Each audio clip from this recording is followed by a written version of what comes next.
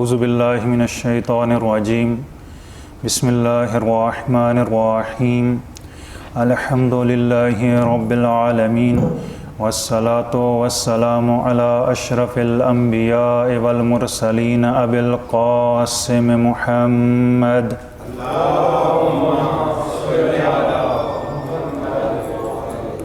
وآلہ الطیبین الطاہرین المعصومین الذین اذھب اللہ عنہم الرجس اہل البیت ویطہرہم تطہیرا۔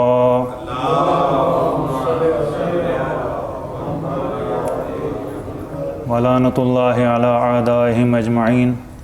اما بعد فقد قال اللہ تبارک وتعالی فی قرآن الکریم اعوذ باللہ من الشیطان الرجیم بسم اللہ الرحمن الرحیم لقد ارسلنا رسلنا بالبینات وانزلنا معهم الکتاب والمیزان لیقوم الناس بالقسط۔ صلوات۔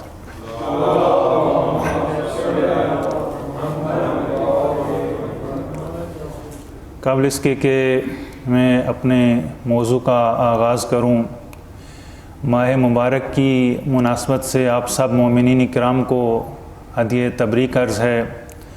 یہ مبارک مہینہ خداوند متعال سے دعا ہے کہ خدا اس ماہ کی برکتوں کو ہمارے شامل حال فرمائے اور ہماری عبادات اور طاعات کو اپنی بارگاہ میں قبول و منظور فرمائے۔ ایک صلوات پڑھیں بر محمد و آل محمد۔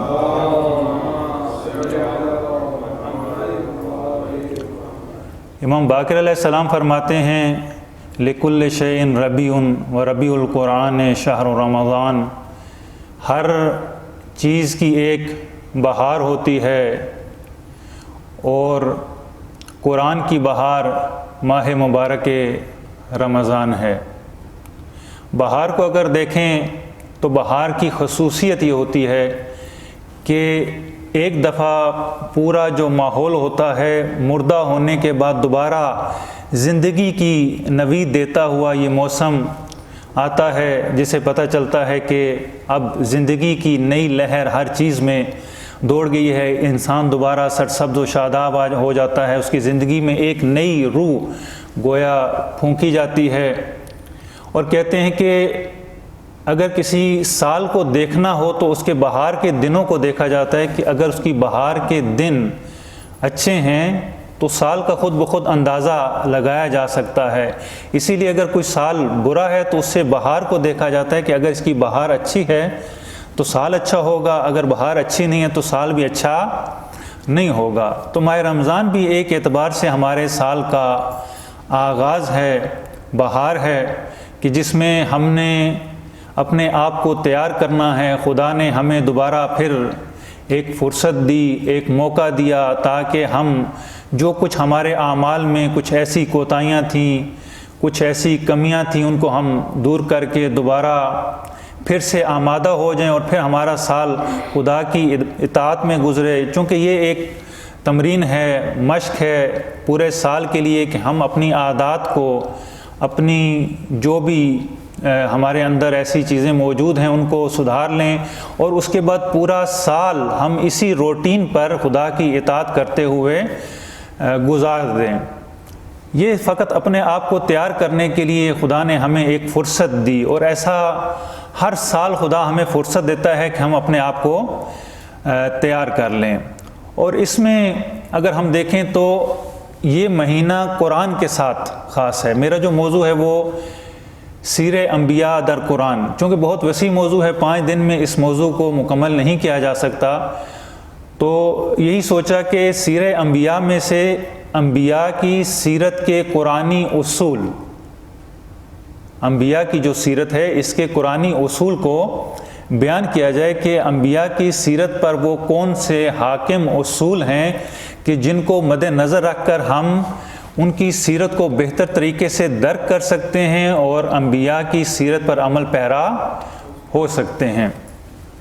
سب سے پہلے قرآن کے بارے میں کچھ مختصر سا عرض کرنا چاہتا ہوں کہ قرآن ہمارے پاس ایک دستور کی کتاب ہے، ضابطۂ حیات ہے، ایک مکمل آئین ہے۔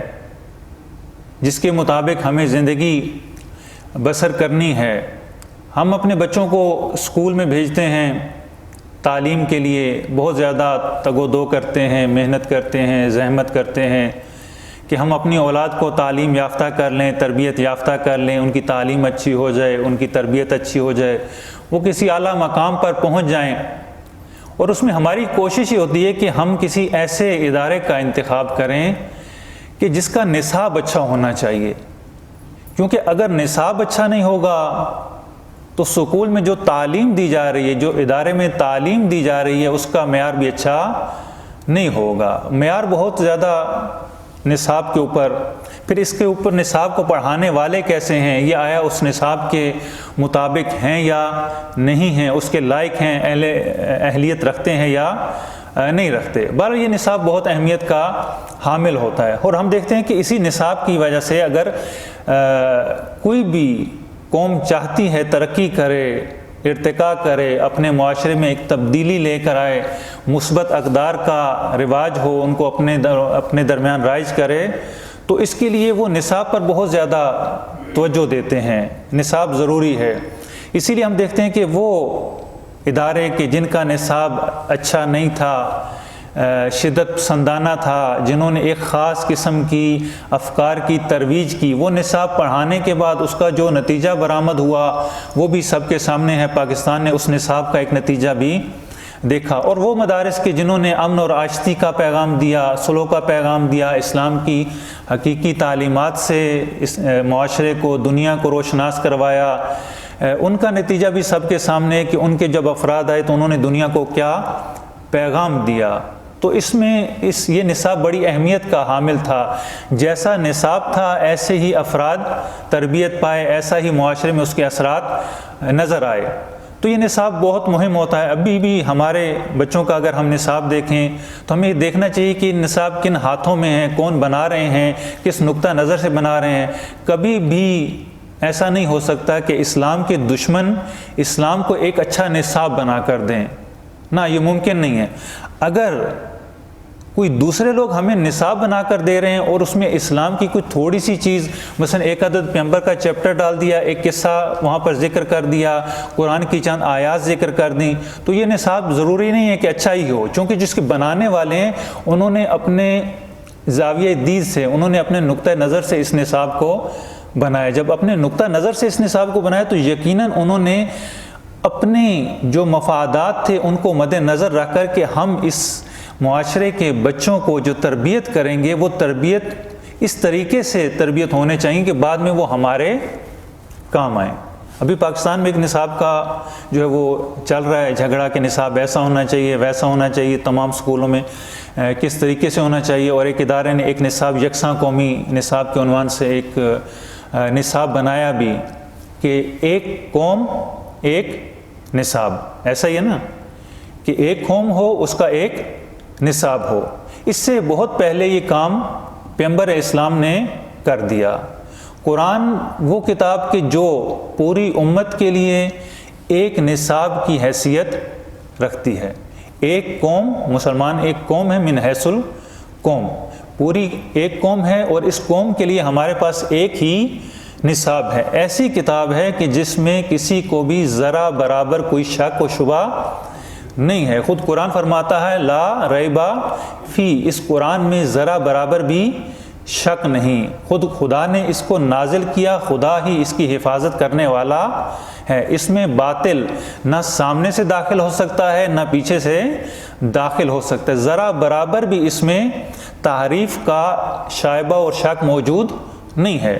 بس ایسی کتاب ہے کہ جو عصمت کے درجے پر فائز ہے، جس میں ذرا برابر بھی خطا کا شائبہ نہیں ہے، ایک رتی برابر بھی جسے ہم کہیں قرآن میں وہ شائبہ موجود نہیں ہے۔ جب اتنی مقدس، اتنی پاکیزہ، اتنی لاریب، اتنی بے خطا کتاب ہمارے پاس موجود ہے کہ جسے اس قوم کے لیے، اس امت کے لیے پیغمبر نے چھوڑا، تو ہمیں چاہیے کہ ہمیں اس کتاب کو اپنے نصاب کے طور پر، چاہے اپنی تربیت کرنی ہو، اپنے بچوں کی تربیت کرنی ہو، اپنے معاشرے کی تربیت کرنی ہو، حتیٰ اگر ہم نے دوسروں کو بھی پیغام دینا ہو تو یہ ہماری کتاب ان کے لیے بھی ایک بہترین پیغام ہے۔ قرآن اور ائمہ اہل بیت علیہ السلام کی جو تعلیمات ہیں وہ بہترین پیغام ہیں۔ حوزہ علمیہ قم میں ظاہراً نقل کرتے ہیں کہ ایک برازیل سے ایک شخص آیا، وہ شخص آیا اور آنے کے بعد کچھ عرصہ جب اس نے تعلیم حاصل کی، تعلیم حاصل کرنے کے بعد وہ واپس چلا گیا۔ جب وہ واپس گیا تو اس نے وہاں پر ایک کام شروع کر دیا۔ وہ یہ کرتا تھا کہ ائمہ اہل بیت علیہ السلام کی جو تعلیمات ہیں، جو احادیث ہیں، ان میں سے بھی بالخصوص وہ حصہ کہ جو ہمارے معاشرے سے مربوط ہے، معاشرے کی مشکلات سے، مسائل سے، رہن سہن کے ساتھ اس کا تعلق ہے، ان روایات کو وہ لے لیتا اور شروع کا جو حصہ تھا قال صادق علیہ السلام، قال باقر علیہ السلام، اس حصے کو وہ کاٹ دیتا، اپنی زبان میں ترجمہ کرتا، ترجمہ کرنے کے بعد وہ لوگوں میں فوٹو سٹیٹ کر کے بانٹ دیا کرتا تھا۔ کچھ عرصہ تک وہ یہی کام کرتا رہا۔ کچھ عرصہ جب اس نے یہ کام کیا، لوگوں تک پیغام پہنچایا، تو اس کے بعد لوگوں نے خود آ کر اس سے پوچھا کہ یہ جو چیزیں تم ہمیں دے رہے ہو، یہ باتیں اتنی حکمت بھری باتیں تم ہمیں بتاتے ہو، بتاؤ تو ذرا صحیح کہ اس کا منبع کیا ہے، یہ کہاں سے لے کر آتے ہو، اتنی اچھی باتیں اس سے پہلے ہم نے کبھی نہیں سنی۔ تو پھر اس نے بتایا کہ یہ ہمارے ائمہ علیہ السلام کی تعلیمات ہیں، اور یہ ان میں سے فقط چند چیزیں ہیں، ورنہ ائمہ علیہ السلام کی تعلیمات ہر قسم کے ہمارے جو مسائل ہیں معاشرے کے، اس سے بھری پڑی ہیں۔ ہمارے تمام کے تمام معاشرے کے مسائل کا حل ہمارے ائمہ کی تعلیمات میں اور قرآن میں موجود ہے۔ ایک چھوٹی سی مثال ہے، چند چیزیں اس نے ایک غیر معاشرے میں، اسی لیے معصوم فرماتے ہیں کہ اگر لوگ ہمارے کلام کے محاسن کو جان لیتے، ان کو سنو، یہ کلام سنایا جائے، کیونکہ جب یہ لوگ کلام کو سنتے ہیں تو سننے کے بعد ہمارے کلام اتنے بہترین ہیں، اس کے وہ محاسن ہیں کہ لوگ خود بخود اس کی اتباع کرنے پر مجبور ہو جاتے ہیں۔ اتنا بہترین، اتنا عمدہ کلام معصومین علیہ السلام کا، چونکہ قرآن کے عدل ہیں، قرآن کے برابر ہیں، جو پیغام قرآن کا ہے وہی پیغام ائمہ اہل بیت کا، ان دونوں میں ذرا برابر بھی فرق نہیں ہے۔ ایک صلوات پڑھیں بر محمد والے۔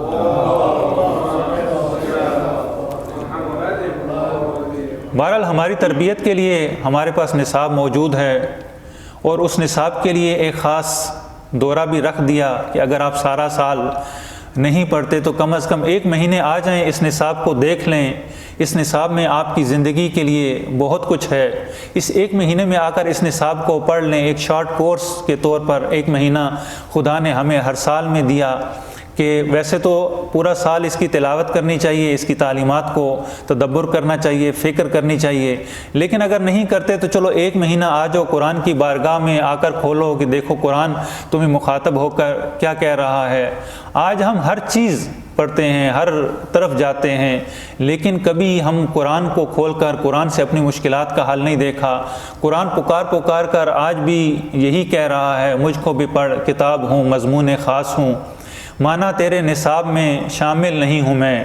درست ہے کہ ہمارے روزمرہ جو کتابیں پڑھنے میں آتی ہیں، کورس ہے، سکول کا کورس ہے، کالج کا کورس ہے، ہم پڑھتے ہیں، پڑھاتے ہیں، اس میں یہ شامل نہیں ہے، لیکن قرآن پکار کر کہہ رہے کہ دیکھو مجھے پڑھو، میں بھی تمہارا اصلی نصاب میں ہی ہوں، مجھے پڑھو گے تو تمہیں کچھ فائدہ ہوگا، مجھے پڑھو گے تو تمہاری زندگی بنے گی، یہ زندگی جب بنے گی تو یہی آخرت میں فائدہ دے گی۔ بس یہ نصاب، اس کو پڑھنا ضروری ہے۔ اب ہم اپنے موضوع کی طرف آتے ہیں۔ قرآن میں انبیاء کی سیرت، تو خدا نے رسولوں کو بینات کے ساتھ، واضح نشانیوں کے ساتھ بھیجا تاکہ وہ لوگوں کے درمیان عدل قائم کر سکیں، اور اس کے ساتھ ساتھ خدا نے رسولوں کو ایک میزان دیا۔ بعضوں نے تفسیر میں کہا کہ انبیاء کے پاس ترازو ہے جس سے وہ معاشرے میں عدل و انصاف قائم کرتے ہیں۔ ساری باتیں اپنی جگہ درست، لیکن خود انبیاء کی سیرت بھی ایک میزان، ایک معیار، ایک کسوٹی کی حیثیت رکھتی ہے۔ اگر اسی سیرت کو پرکھ لیا جائے، اس کے معیارات کو جان لیا جائے، اس کے اصولوں کو جان لیا جائے، ان اصولوں کے مطابق اپنی زندگی کو استوار کر لیا جائے تو یقیناً انسان کی زندگی اسی صراط مستقیم پر ہو جاتی ہے کہ جس صراط مستقیم پر چلنے کے لیے خدا نے انسان کی ہدایت کے لیے انبیاء کو بھیجا، رسل کو ارسال کیا تاکہ وہ آ کر انسان کی ہدایت کریں، انسان کی جو فطرت پر، انسان کی عقل پر جو گرد و غبار پڑ چکا ہے، جو پردے مختلف اس پر حائل ہو چکے ہیں، آ کر وہ ان کو اتاریں۔ انبیاء جب موجود ہوتے تھے وہ خود یہ کام کرتے تھے، لیکن انبیاء موجود نہ بھی ہوں تو ان کی سیرت، وہ اصول ہمارے پاس موجود ہیں کہ جن کو ہم اپنا کر ان اپنی مشکلات کو حل کر سکتے ہیں، اپنے لیے راہ کو معین کر سکتے ہیں، اس صراط مستقیم پر گامزن ہو سکتے ہیں۔ اس کے لیے ہم سب سے پہلے دیکھتے ہیں کہ سیرت کیا ہے۔ سیرت کا مفہوم جب ہمارے لیے واضح ہو جائے گا تو بہت ساری چیزیں ہمارے لیے روشن ہو جائیں گی اور بات کو سمجھنا آسان ہو جائے گا۔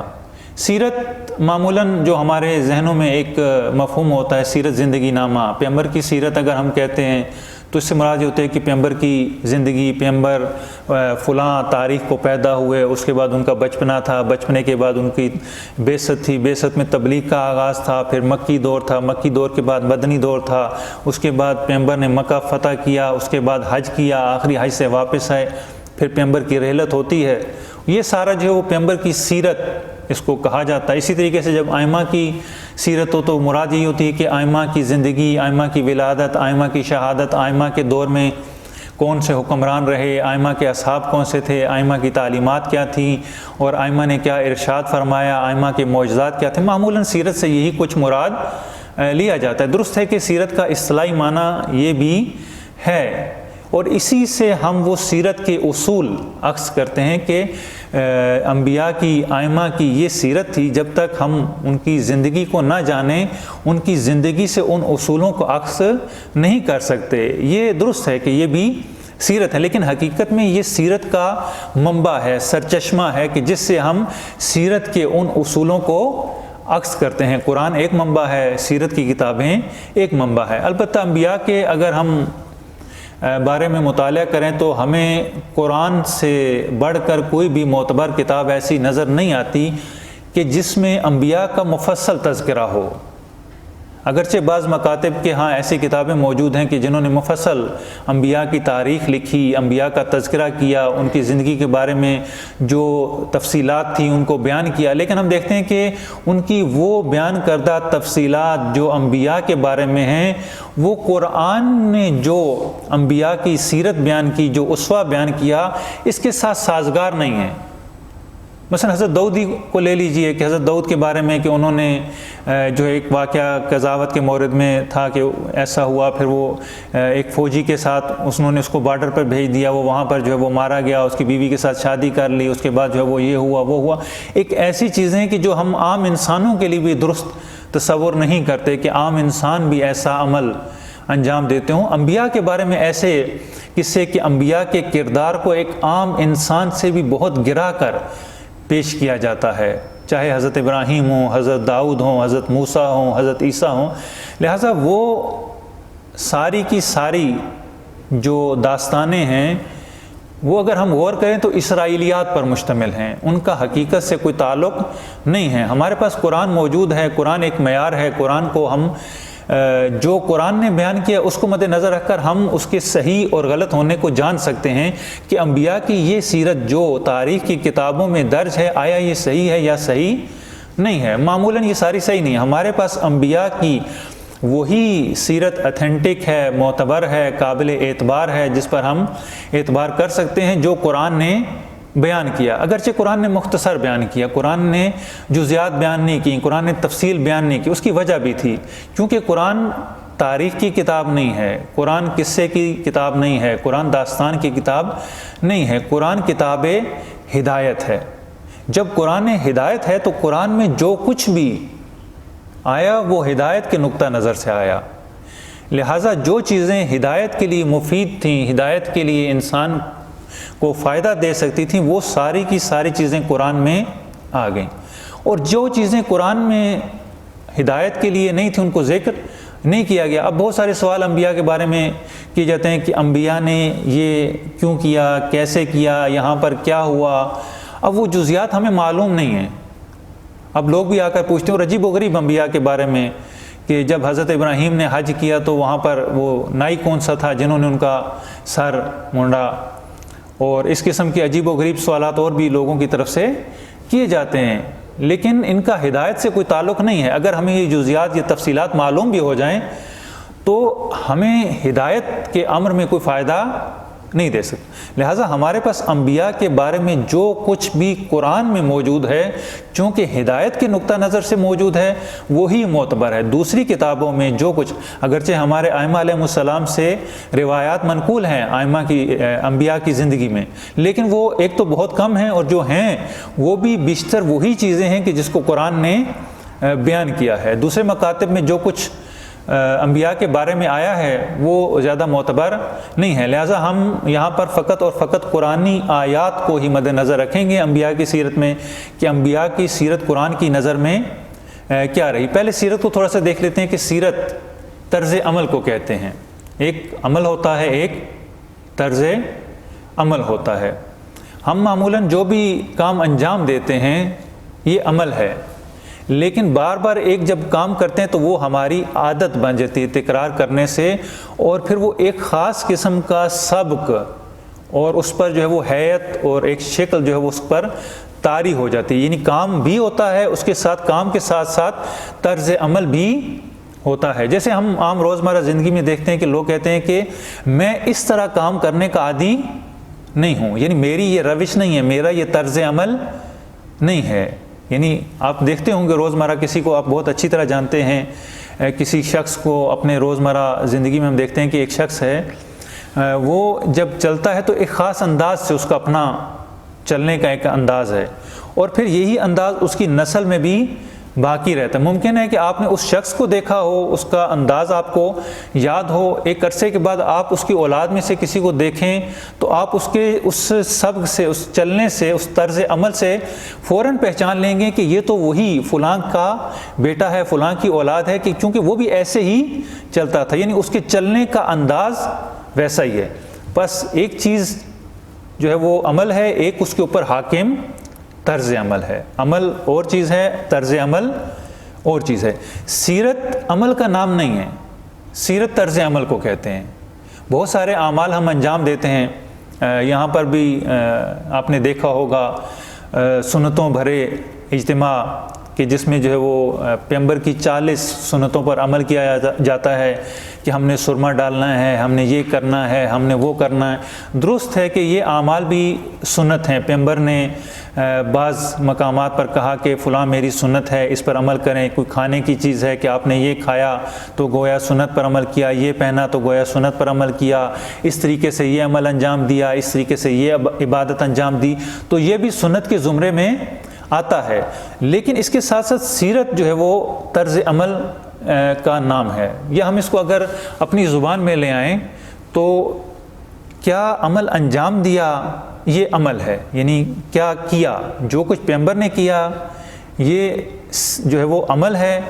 یہ کیسے کیا اور کیسے کرنا ہے، کیسے کرنے کا حکم دیا، یہ جو کیسے کرنا ہے اس کو ہم طرز عمل کہتے ہیں. ممکن ہے کہ پیغمبر نے ایک چیز نہ کی ہو، ایک عمل انجام نہ دیا ہو، ایک کھانا نہ کھایا ہو، ایک لباس نہ پہنا ہو. موجودہ مثلا ہمارا جو لباس شلوار قمیض ہے، پیغمبر کے دور میں یہ موجود نہیں تھا. اب ہم نہیں کہہ سکتے کہ یہ وہی لباس ہے جو پیغمبر نے پہنا ہے. اب ہم چاہتے ہیں کہ پیغمبر کا لباس پہنے تو ہم کیسے، ہم ویسے ہی جیسے ہمیں تھوڑا بہت ملتا ہے تاریخ میں کہ پیغمبر ایسا لباس پہنا کرتے تھے، ہم وہی لباس جو ہے وہ بنانے کی کوشش شروع کر دیں. نا، یہ سیرت نہیں. سیرت یہ ہے کہ پیغمبر نے کہا کہ آپ جو لباس بھی پہنیں وہ صاف ستھرا ہو، وہ پاک و پاکیزہ ہو، وہ شائستہ ہو، وہ شرافت کا لباس ہو. یعنی لباس ایسا ہونا چاہیے کہ آپ کی شخصیت اس میں نظر آئے. یہ طرز عمل ہے. یعنی کیسے پہننا ہے، یہ نہیں کہ کیا کھانا ہے، وہ بھی کسی حد تک اس میں موجود ہے کہ کیا کھانا ہے، کیسے کھانا ہے. کھانا سب سے پہلے یہ کہ حلال ہونا چاہیے، اس میں آداب کے ساتھ کھانا چاہیے، اس کو بسم اللہ سے آغاز کرنا چاہیے، اس میں دیکھنا چاہیے کہ کہاں سے آپ نوالا لے رہے ہیں، کس طریقے سے آپ نے کھانا ہے. یہ آداب رسول کی سیرت ہیں کہ ہم نے کس طریقے سے کھانا ہے. اس کو سیرت کہتے ہیں. پس عمل اور عمل کے اوپر جو چیز حاکم ہوتی ہے، جو چیز غالب ہوتی ہے، طرز عمل، اس کو سیرت کہا جاتا ہے۔ ہم اپنی روزمرہ کی زندگی میں اگر اس کو مثال میں بیان کریں، ہم کہتے ہیں چال چلن، چال عمل ہے اور چلن سیرت ہے، اور یہی سیرت انسان کی شخصیت بناتا ہے۔ انسان کی شخصیت عمل سے نہیں بنتی، بلکہ اس طرز عمل سے انسان کی شخصیت بنتی ہے۔ جب انسان اپنے آپ کو کسی طرز عمل کا عادی کر لیتا ہے، کسی طرز عمل کو اپنا لیتا ہے، اور اس طرز عمل، اس معیار کو، یعنی اپنی زندگی میں اپنے لیے معیارات تعین کر لیتا ہے کہ میرے لیے یہ معیارات ہیں، میں نے جو کام کرنا ہے وہ ان معیارات کے تحت کرنا ہے، ان معیارات کے تحت نہیں کرنا۔ جب وہ اپنے لیے معیارات کو تعین کر لیتا ہے، گویا وہ اپنی شخصیت کے لیے معیار بنا رہا ہے۔ اب یہی سارے معیارات اس کی شخصیت کا حصہ ہو جائیں گے، یعنی جن معیارات کو وہ اپناتا ہے۔ اب وہ معیارات کہاں سے لیتا ہے؟ اگر تو وہ ان پاکیزہ ہستیوں سے لیتا ہے، قرآن سے لیتا ہے، سیرت ائمہ سے لیتا ہے، سیر انبیاء سے لیتا ہے، تو یہ معیارات قرآنی معیارات ہو جائیں گے، یہ معیارات اسلامی معیارات ہو جائیں گے۔ لیکن اگر یہی معیارات کسی اور معاشرے سے لیتا ہے، کسی اور مکتب سے لیتا ہے، تو یہ معیارات اسی کے مطابق ہو جائیں گے۔ غرض یہ کہ یہی معیارات انسان کی شخصیت کو بناتے ہیں، نکھارتے ہیں۔ اگر ایک شخصیت اچھی ہے، بلند ہے، اعلیٰ ہے، عرفہ ہے، تو وہ انہی معیارات کے تحت ہے۔ اگر ایک شخصیت پست ہے تو وہ بھی انہی معیارات کے تحت ہے۔ فلسفے میں ایک گفتگو کی جاتی ہے ممکن الوجود کے بارے میں، کہ ممکن الوجود ایسا وجود ہے کہ جو مساوی طرفین بین الوجود والعدم، ایسی چیز ہوتی ہے کہ جو درمیان میں ٹھہرا ہوا ہے، نہ وجود کی طرف ہے اور نہ عدم کی طرف۔ انسان بھی ایسی ہی ایک مخلوق ہے کہ خدا نے انسان کو خلق کیا، اور خلق کرنے کے بعد خدا نے انسان کو دو چیزیں ایسی دیں کہ وہ دوسروں سے جدا ہو جاتا ہے، دوسروں سے ممتاز ہو جاتا ہے۔ دوسری جتنی بھی مخلوقات ہیں ان سے امتیاز اسی بنا پر ہے، ایک عقل ہے، ایک اختیار ہے۔ عقل اور اختیار کی بنا پر انسان دوسروں سے ممتاز ہو جاتا ہے۔ اب یہ انسان درمیان میں ٹھہرا ہوا ہے، خدا نے اس کو یہ استعداد، یہ قوت دے رکھی ہے کہ اس کے پاس عقل بھی ہے، اور عقل کی بنا پر یہ اچھے اور برے کا انتخاب بھی کر سکتا ہے، اما شاکرم و اما کفورا۔ چاہے تو یہ خدا کے اپنائے ہوئے راستے پر چل کر شاکر ہو جائے، چاہے تو یہ خدا کی اس تعلیمات کو چھوڑ کر کافر ہو جائے۔ بس یہ انسان، اس کے پاس قوت عقل بھی ہے، اس کے پاس اختیار بھی ہے، یہ درمیان میں ایک مقام پر کھڑا ہے۔ اب اس کو یا تو اس خدا کے بتائے ہوئے راستے پر چل کر، جو صراط مستقیم ہے، جو ہدایت کا راستہ ہے، جو قرآن کا بتایا ہوا راستہ ہے، جو سیر انبیاء کا بتایا ہوا راستہ ہے، اس پر چل کر یہ اپنے اس مقام، جس کمال تک یہ پہنچنا چاہتا ہے، جس ہدف تک، جس مقصد تک یہ پہنچنا چاہتا ہے، اس تک پہنچ کر یہ انسانیت کے مقام پر فائز ہو جائے گا۔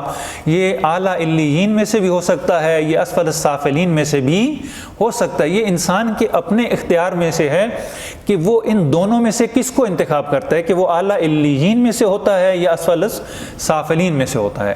قرآن نے بھی جب انسان کو بیان کیا تو انسان کو ایک طرف سے اشرف المخلوقات کہا کہ جب یہ انسان خدا کے اس بتائے ہوئے راستے پر چلتا ہے تو یہ اس کمال تک پہنچ جاتا ہے، لیکن جب اس راستے کو چھوڑ دیتا ہے تو قرآن کہتا ہے کہ یہ تو چوپایوں کی مانند ہے، بل ہم ازل، بلکہ ان سے بھی گرا ہوا۔ ہمارے پاس دونوں قرآن کے نمونے موجود ہیں کہ انسان کو اشرف مخلوقات بھی بتایا اور انسان کو اسفل سافلین اور حیوانوں سے بدتر بھی بیان کیا۔ دونوں مثالیں ہمارے پاس موجود ہیں، اور یہ انسان کے اپنے اختیار میں ہے۔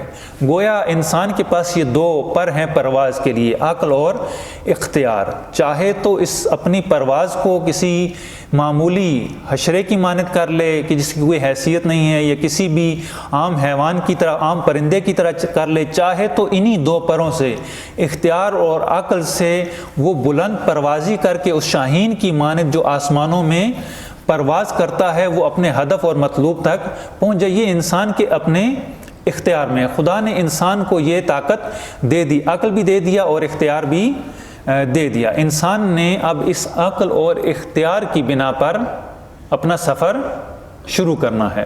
اور خدا نے ایسا نہیں کہ انسان کو عقل دے دی، اختیار دے دی اور کہا کہ اب جاؤ اور تم جو ہے وہ جو مرضی کرو، نہ، خدا نے اس کے ساتھ ساتھ خدا نے ایک اور لطف کیا۔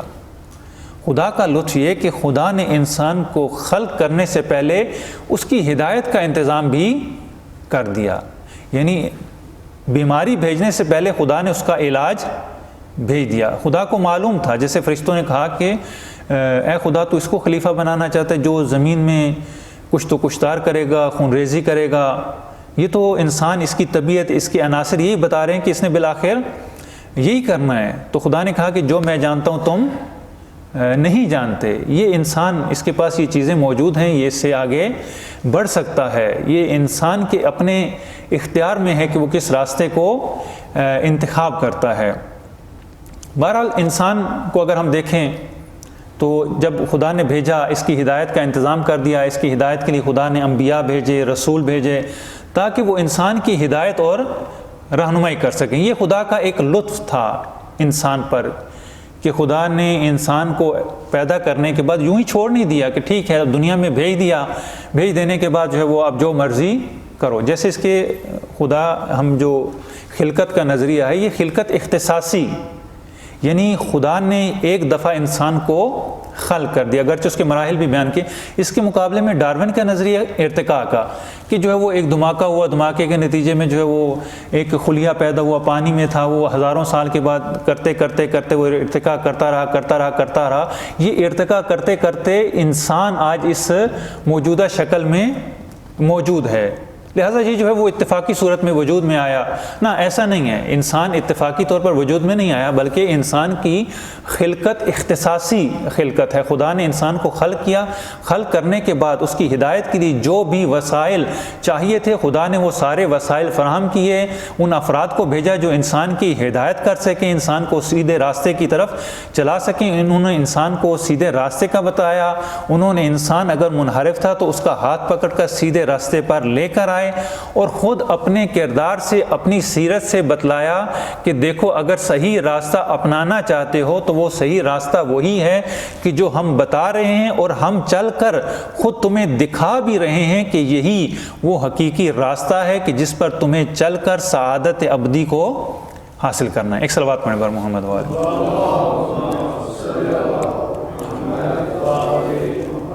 انسان مرکب ہے دو چیزوں سے۔ انسان کو جب خدا نے بنایا، ایک جسم اور ایک روح۔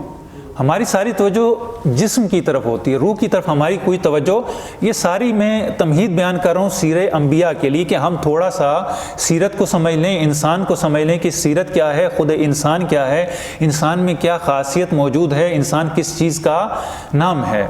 انسان دو چیزوں سے مرکب ہے، جسم اور روح۔ معمولاً ہماری جتنی توجہ ہوتی ہے وہ جسم کی طرف ہوتی ہے، روح کی طرف توجہ نہیں ہوتی۔ اسی لیے ہم زیادہ مانوی طور پر آگے نہیں بڑھ پاتے، آگے نہیں چل پاتے کہ ہماری ساری توجہ، اور خصوصاً جو غربی اس وقت ہمارے پاس نظام موجود ہے، غرب ہے، غرب کی تو ساری کی ساری توجہ ہے ہی مادیت کی طرف، جسم کی طرف۔ آپ دیکھیں کہ انہوں نے جو کچھ بھی بنایا، جو نظام بنایا، جو وسائل بنائے، جو ان کی تعلیمات ہیں، ساری کی ساری جسم کی پرورش پر، جسم کے رفاہ کے لیے، جسم کی آسانی کے لیے، لیکن روحی طور پر وہ مضطرب ہیں، ان کی روح مضطرب ہے، روح کو آرام نہیں ہے، روح کو قرار نہیں ہے۔ کیوں؟ اس لیے کہ روح کے لیے ان کے پاس کوئی لائے عمل نہیں ہے۔ انسان کو انہوں نے فقط یہی جسم سمجھا، یہی جسم سمجھ کر انہوں نے اس کے لیے اقدامات کرنے شروع کر دیے، اس کے لیے لائے عمل بنانا شروع کر دیا۔ لیکن اسلام ایسا دین ہے کہ جس نے اس انسان کی جسم کو بھی، انسان کی روح کو بھی، ربنا آتنا فی الدنیا حسنہ وفی الآخرۃ حسنہ، دنیا میں بھی حسنہ اور آخرت میں بھی حسنہ، یعنی دین اور دنیا دونوں ساتھ ساتھ ہیں۔ ایسا نہیں ہے کہ ہم کہیں کہ دنیا علیحدہ ہے، دین علیحدہ ہے۔ جو روزگار مثلا کسی روزگار میں لگا ہوا ہے، تجارت میں لگا ہوا ہے، اپنے روزمرہ معمول میں لگا ہوا ہے، کسی پیشے سے منسلک ہے تو وہ دنیا میں لگا ہوا، نہ، وہ دنیا میں نہیں لگا۔ اگر کوئی ڈاکٹر ہے اور وہ انسانیت کی خدمت کر رہا ہے، یہ عین دین ہے۔ اگر انجینئر ہے، اپنے اس علم سے اس معاشرے کو فائدہ پہنچا رہا ہے، یہ عین دین ہے اور اس کی سعادت اور نجات کا سبب ہے۔ اگر کسی کے پاس کوئی بھی ایسی مہارت ہے کہ اس کو معاشرے کے فائدے کے لیے وہ بروئے کار لا رہا ہے تو یہ عین دین ہے، اور یہی اس کا کام اس کی نجات اور سعادت کا باعث بنے گا۔ بس یہ جو تفکیک کی جاتی ہے، جدائی کی جاتی ہے کہ دنیا علیحدہ ہے آخرت علیحدہ ہے، یہ بالکل صحیح نہیں ہے۔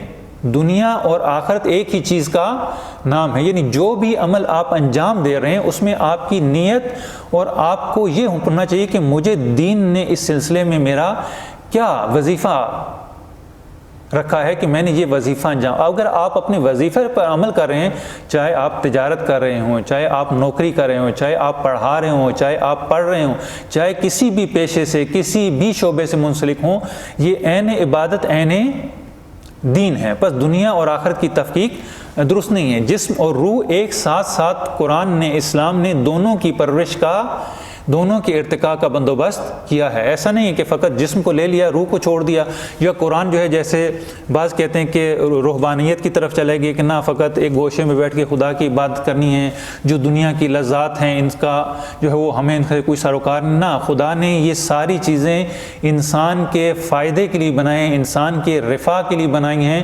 لہٰذا ان سے استفادہ کرنا یہ برا نہیں ہے، یہ مطلوب ہے۔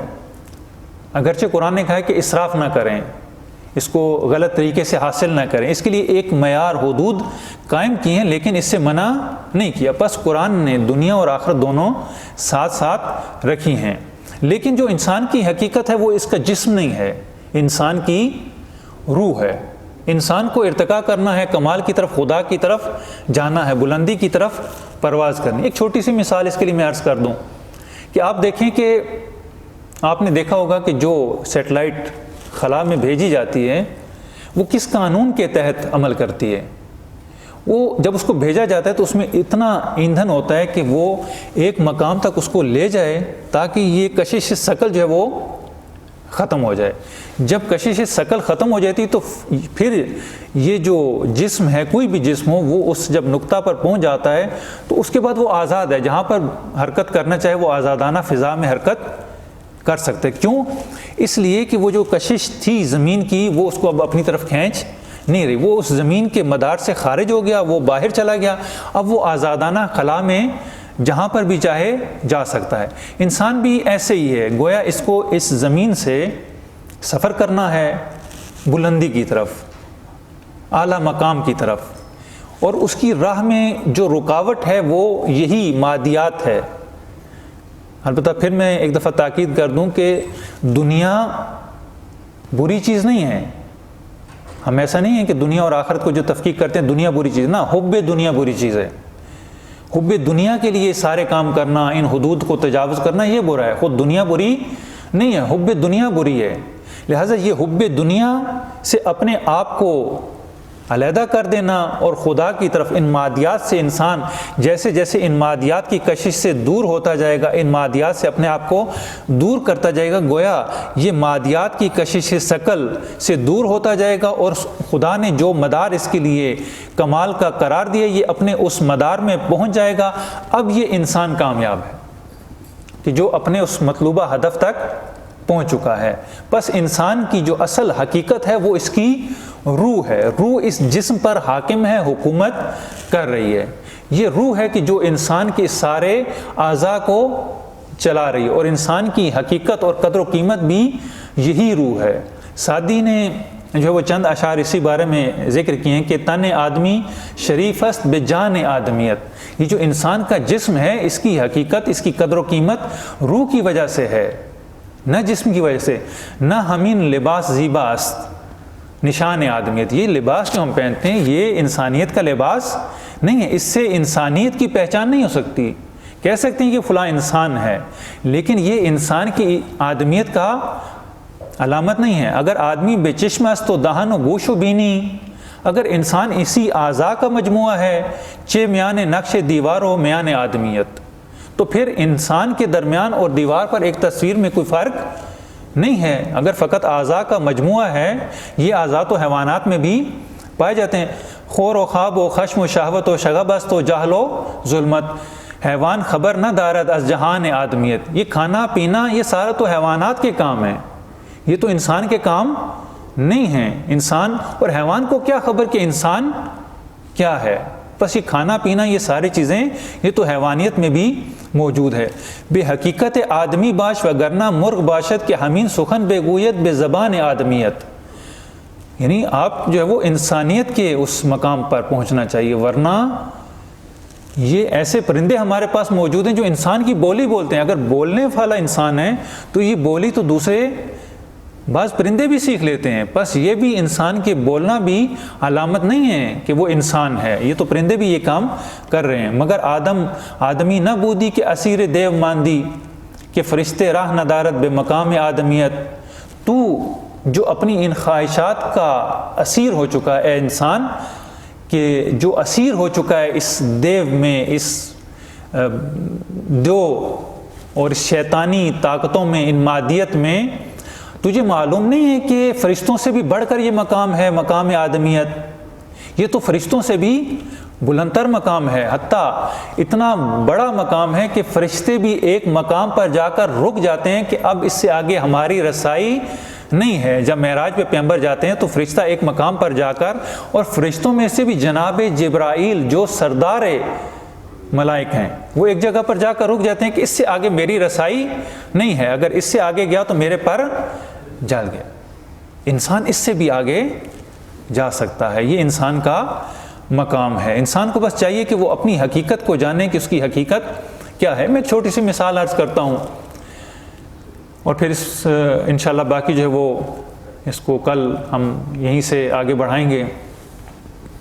جناب ذوالقرنین جن کا تذکرہ قرآن میں بھی ہے کہ جن کی بادشاہی شرق سے لے کر غرب تک، یعنی انسانوں کی تاریخ میں شاید اتنا بڑا بادشاہ اور کوئی نہیں گزرا کہ جس کی سلطنت اتنی بڑی تھی کہ مشرق میں جہاں سے سورج طلوع ہوتا تھا اور جہاں پر غروب ہوتا ہے، یہ ساری کی ساری ان کی سلطنت تھی، انہوں نے پوری دنیا کو فتح کر لیا۔ اب کہتے ہیں کہ یہ ایک دفعہ اپنے لوگوں کے ساتھ، حواریوں کے ساتھ جا رہے ہیں دریا کے کنارے، تو انہوں نے دیکھا کہ ایک درویش سا آدمی ہے جس نے جو وہ پھٹا پرانا لباس پہنا ہے، لیکن بڑا خوش ہے، اپنی ہستی میں، اپنی مستی میں مست ہے اور جا رہا ہے، اور بڑا وہ جیسے درویشوں کا دیکھا ہوگا ایک خاص حال میں ہوتے ہیں، ان کی کیفیت ہوتی ہے، اس پر وہ کیفیت آ رہی ہے، وہ بڑے مزے سے جا رہا ہے۔ تو انہوں نے کہا کہ یہ بندہ اتنا خوش کیوں ہے، میں پوری دنیا کا بادشاہ ہوں، اتنی میری سلطنت ہے، میرے اتنی فوج ہے، میں نے اتنی زمینوں کو فتح کر لی ہے، لیکن مجھے وہ خوشی حاصل نہیں ہے جو اس درویش کو حاصل ہے، تو وجہ کیا ہے؟ میں ذرا پوچھوں تو صحیح، ذرا اس کو بلا کر لے کر آؤ۔ تو کہا ذرا اس کو لے کر، جب وہ آیا تو جناب ذوالقرنین نے اس سے پوچھا کہ ہاں بتاؤ بھائی تمہاری خوشی کی وجہ کیا ہے، تم کیوں اتنا خوش ہو، کوئی وجہ ہونی چاہیے۔ تو کہتے ہیں نہیں بس ایسے ہی میں درویش سا آدمی ہوں، اپنی مستی میں مست۔ انہوں نے کہا نہ، یہ جو تمہاری خوشی ہے یہ بے وجہ نہیں ہے، اس کی خاص کوئی علت موجود ہے کہ جس کی وجہ سے تم خوش ہو، وہ مجھے علت بتا دو۔ جب اصرار کیا، بادشاہ تھے، اب چارہ ہی نہیں تھا، مجبور ہوا، مجبور ہو کر اس نے بیان کر دیا۔ اس نے کہا کہ میں نے ایک عرصہ تک خدا کی عبادت کی، ریاضت کی، اور عبادت اور ریاضت کرنے کے بعد ہاتف غیبی سے آواز ہوئی کہ بتا تجھے کیا چاہیے، ہم تجھے وہ عطا کر دیں۔ تو میں نے کہا کہ خدایا مجھے ایک پارس پتھر دے دے۔ پارس پتھر کا نام آپ نے یقیناً سن رکھا ہوگا، ایک ایسا پتھر جس کی خاصیت یہ ہوتی ہے کہ افسانوی چیز ہے، حقیقت نہیں ہے، افسانوی چیز ہے، جیسے اونکا ایک پرندہ کے جس کے سر پر بیٹھ جائے وہ بادشاہ بن جاتا ہے، یہ بھی ایک افسانوی چیز ہے۔ تو وہ کہتے ہیں کہ مجھے خدا نے وہ پارس پتھر دے دیا۔ پارس پتھر کی خاصیت یہ بیان کی جاتی ہے کہ جس بھی لوہے کی چیز کو لگائیں وہ سونا بن جاتی ہے۔ اس نے کہا میں نے خدا سے پارس پتھر مانگا، خدا نے مجھے دے دیا، اب یہ میرے پاس پارس پتھر موجود ہے، میں جس چیز کو لگاؤں گا وہ سونا بن جائے گی اور میں امیر ترین شخص جو ہے وہ بن جاؤں گا، میری پاس ہر قسم کی دولت آ جائے گی، میرے پاس تو بہت بڑا خزانہ میرے ہاتھ لگ گیا۔ تو جناب ذوالقرنین نے کہا کہ ذرا مجھے بھی تو دکھاؤ، میں بھی تو دیکھوں یہ پارس پتھر ہوتا کیا ہے۔ تو بہرحال اس نے وہ نکالا اپنے لباس سے اور ان کو پکڑا دیا، کہا کہ یہ پارس پتھر ہے۔ تو جناب ذوالقرنین نے ہاتھ میں لیا، دیکھا اور ساتھ ہی جو ہے وہ دریا میں پھینک دیا۔ اب وہ سر پکڑ کے بیٹھ گیا، یہ ہو کیا گیا میرے ساتھ؟ یعنی جب انسان کی زندگی بھر کی کمائی ایک دم ایسے چلی جائے تو اس کی یہی کیفیت ہوتی ہے۔ آپ دیکھتے ہیں کہ اگر کوئی بڑا تاجر ایک دم سے اس کو یہ خبر ملے کہ اس کا سارا کاروبار ڈوب گیا، کورونا کے حالات میں آپ نے دیکھا اس کووڈ میں کہ کیسے بڑے بڑے تاجر جو ہے وہ زمین بوس ہو گئے، تو کئیوں کو جو ہے وہ ہارٹ اٹیک ہو گیا، دل کا دورہ پڑا، ہسپتالوں پہنچ گئے، مر گئے۔ تو انسان کی یہ کیفیت ہوتی ہے جب اس کی زندگی کی ساری کمائی لٹ جائے۔ اب اس نے سر پیٹ لیا، وہیں پر وہ بیٹھ گیا سر کو پکڑ کے، کیا آپ نے کیا کر دیا؟ میں نے ساری زندگی محنت کی تھی، آپ نے جو ہے وہ پل بھر میں اس کو ضائع کر دیا، یہ آپ نے کیا کیا؟ جناب ذوالقرنین نے کہا روتے کیوں، پریشان ہونے والی کیا بات ہے، یہ کون سی اتنی بڑی آفت آ گئی کہ تم اتنا گریا کر رہے ہو، پریشان ہو رہے ہو؟ اس نے کہا میری ساری زندگی کی کمائی لوٹ کی، آپ کہتے ہیں کہ پریشان نہ ہو، آپ کہہ رہے ہیں کہ گھبرانا نہیں ہے، یہاں تو گھبرانا بنتا ہے۔ تو بہرحال جناب ذوالقرنین نے کیا کہ زمین سے ایک پتھر اٹھایا، پتھر اٹھا کر اس کو دے دیا، کہا کہ یہ لو پارس پتھر۔ اس نے دیکھا تو پارس پتھر، اس نے کہا یہ کیا؟ تو جناب ذوالقرنین کہتے ہیں کہ تم نے اتنی محنت کی، اتنی زحمت کی، عبادات کی، ریاضت کی ایک پتھر کے لیے کہ تمہیں وہ پتھر مل جائے؟ اگر تم خود اس انسانیت کے مرحلے تک پہنچ جاتے، اس کمال تک پہنچ جاتے، تو تم جس چیز کو ہاتھ لگاتے وہ سونا بن جاتی۔ یہ انسان کی حقیقت ہے کہ انسان اگر واقعاً خدا کی اطاعت کرے، خدا کے اس بتائے ہوئے صراط مستقیم پر چلے، اس راستے کو اپنائے، وہ سیرت جو قرآن نے بیان کی، وہ اسوے جو قرآن نے متعارف کروائے، ان اسووں پر چلے، ان اسووں پر عمل کرے، تو انسان اپنے اس حقیقی مقام پر پہنچ جاتا ہے کہ جس چیز کو بھی ہاتھ لگائے وہ سونا بن جاتی ہے۔ ایسی کئی مثالیں ہمارے پاس موجود ہیں کہ جو انسان کو اس کا اپنا مقام بتاتی ہیں۔ یہ انسان کا حقیقی مقام ہے، اسی لیے یہ خلیفۃ اللہ ہے، یہ خدا کا حقیقی جانشین ہے زمین پر، روئے زمین پر۔ خدا نے اگر انتخاب کیا انسان کو اور فرشتوں نے اعتراض کیا، وہ اعتراض بے جا تھا۔ خدا نے ایسے نمونے بھیج کر، ایسے اسوے بھیج کر فرشتوں کو چپ کروا دیا کہ دیکھو یہ انسانیت کا کمال ہے، یہ انسان کامل ہیں، یہ اصلی اور حقیقی انسان ہیں کہ جو اس مرتبے پر فائز ہیں کہ جو میرا حقیقی خلیفہ ہونے کا مقام ہے۔